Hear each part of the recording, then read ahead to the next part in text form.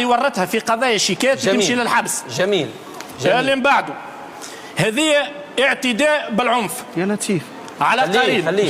هذا الشخصيه المناضله. من بعد شوي بعد اذنك سامحني خلي كمل. انا خليته انت بعد اذنك خلينا نكمل هو اجهل واحد خلينا نكمل. لا من غير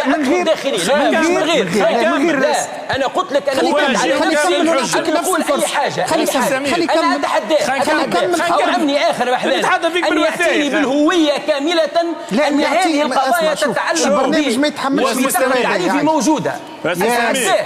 اتحداه لكن خاطر انت مسخ في النقابات الامنيه وتحارب. اسمعني وتلعب اجنده سياسيه. اتحداك وهو استاذ محامي وامني. استاذ يا شيخ اتحداك ان تاتي بهويه كامله. اما انت وقت تلوش في حق صخر ب 5000 فرنك في حال الجمهوريه. يا شيخ مش هذا المستوى. دور على النصابه يا نعم. والله يا سير يا شيخ والله العظيم يا شيخ والله يدوسيك. عندي ولاد سيد ولاد عيال في حال الجمهوريه.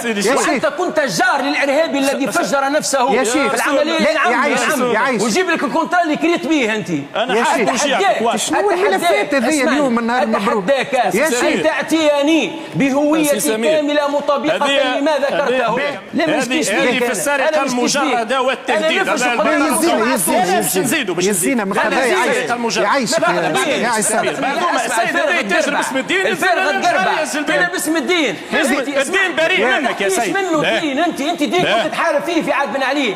حجم في اللحاة وتعري في الروس. توا وليت السيد بوغلاد وتحكي على الدين. وقت اللي نحن ترافوا علينا المحامين ابتداء من مور اليوم في المجلس. هذا من اجل التدليس واستعمال مدلس. تكذب والله كذاب. والله احسن شيء. طبعا هذا احق. هذا احق به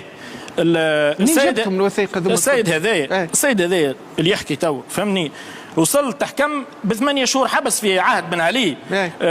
تحب نحكي لك طرايفك نحكيهم لك كيفاش كنت تلم في الفلوس في سطل في جامع ومن بعد فهمني تدخلهم لي باش تشريهم من الجامع وجيبك الكوستيم هذا منين؟ نحكي معك ما عادش من اداره المنظمه التونسيه للامن والمواطن. يا شيخ خاطرك شر عريان تعرفك انا عريان ورجليك حافيه.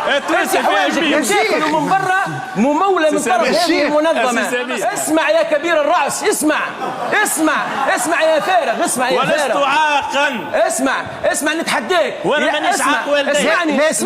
اسمعني بالاخر رد علي سي سمير. عبرك انت. سي سمير بعد خليه يجاوبك. لا يا عصام عايش شوي. فما كلمه يلزمني نقولها. هو سكت خليني يلزمني نقولها. لا حب نحيي. يعطيك حاجه تلسعك ان شاء الله. اسمعني يعطيك حاجه في صبعك الراس. سي سمير حي.